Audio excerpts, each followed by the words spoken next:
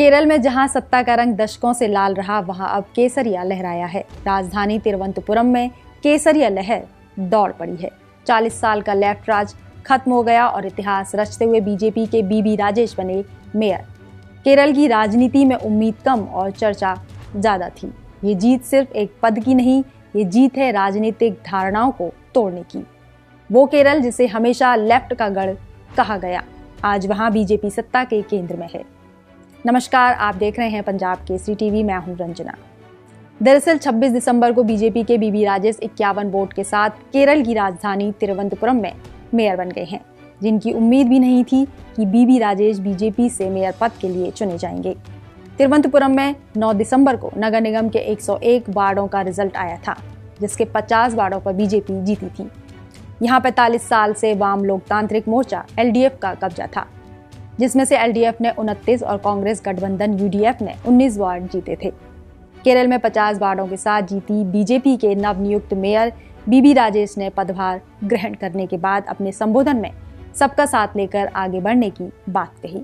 This is a historic movement. I think that this movement will change the political situation in Kerala. Yeah.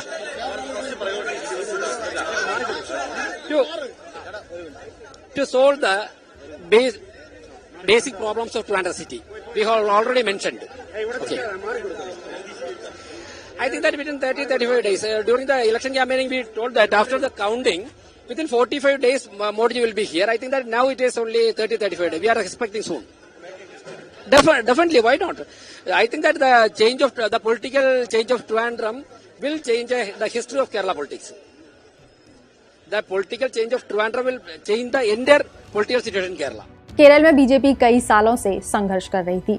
40 साल के बाद केरल में जीत हासिल की, वो भी शशि थरूर के गढ़ कहे जाने वाले तिरुवनंतपुरम में, जहां बीजेपी लेफ्ट को भेदने में नाकामयाब साबित हुई थी।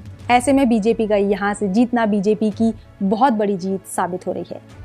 बीबी राजेश के मेयर चुने जाने के बाद केरल बीजेपी अध्यक्ष राजीव चंद्रशेखर ने कहा कि बीबी के मेयर चुने जाने के बाद तिरुवनंतपुरम टॉप 3 शहरों में शामिल होगा। ये हमारा गोल है। अगले 45 दिन में शहर में सभी तरह का विकास किया जाएगा। Our Rajesh, our mayor today said, we want to make Tiruvandhuram the top 3 cities of the country. That is our goal. And for that, our work starts today. And the first big milestone will be the development of the next 5 years, year by year, milestone-based blueprint for the development of the city in the first 45 days.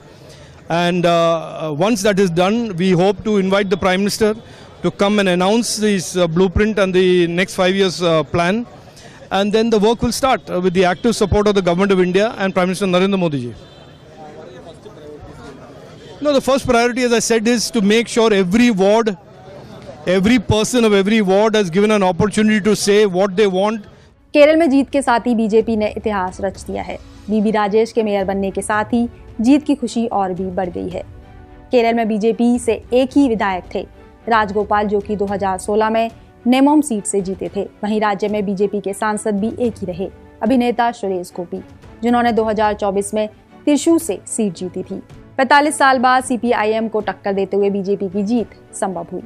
Tharoor के गढ़ तिरुवनंतपुरम से BJP के लिए जीतना वाकई किसी टेढ़ी खीर से कम नहीं था। बीबी राजेश तिरुवनंतपुरम के नए मेयर हैं, जिन्होंने अपना पदभार संभाल लिया है। बीबी राजेश 2 बार पार्षद, राज्य सचिव, पूर्व युवा मोर्चा राज्य अध्यक्ष और बीजेपी से जिला अध्यक्ष रह चुके हैं। वहीं पिछली विधानसभा में विपक्ष के नेता थे। CPIM शासित नगर निगम में भ्रष्टाचार के खिलाफ सत्याग्रह का नेतृत्व किया था और पार्टी का विस्तार करने में अहम भूमिका निभाई थी। बता दें कि बीबी राजेश के मेयर बनने से पहले रिटायर्ड पुलिस महानिदेशक DGP R श्रीलेखा को उम्मीदवार बनने की बातें चल रही थीं, लेकिन बीजेपी के राष्ट्रीय नेतृत्व में हस्तक्षेप होने के बाद बीबी राजेश का नाम मेयर पद के लिए तय किया गया। बहरहाल बीबी राजेश के मेयर बनने के बाद तिरुवनंतपुरम में जश्न का माहौल है। केरल की राजनीति में नए अध्याय की शुरुआत हो चुकी है। बीजेपी की जीत के साथ ही ये तय हो गया है कि केरल की राजनीति पुराने खांचों में नहीं बंधी है। मतदाता नए विकल्प तलाश रहा है। क्या तिरुवनंतपुरम का मॉडल केरल में दोहराया जाएगा और क्या ये 2026 की पटकथा का ट्रेलर है? फिलहाल के लिए इतना ही। देखते रहिए पंजाब केसरी टीवी। नमस्कार। हमसे जुड़े रहने के लिए हमारे YouTube चैनल को सब्सक्राइब करें और नई वीडियो की नोटिफिकेशन के लिए बेल आइकॉन को दबाएं।